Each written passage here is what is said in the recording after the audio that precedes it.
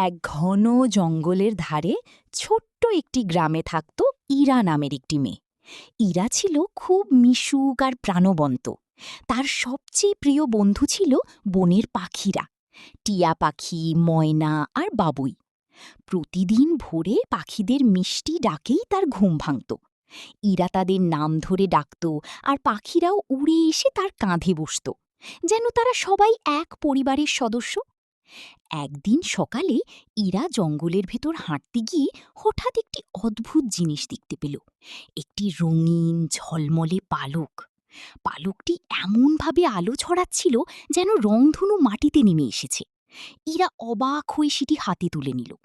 হঠাৎ কাছের গাছ থেকে একটি ছোট্ট কণ্ঠ ভেসে এলো, ইরা, সাবধানে, এটা সাধারণ পালক নয়। ইরা তাকিয়ে দেখল একটি ছোট্ট বাবুই পাখি।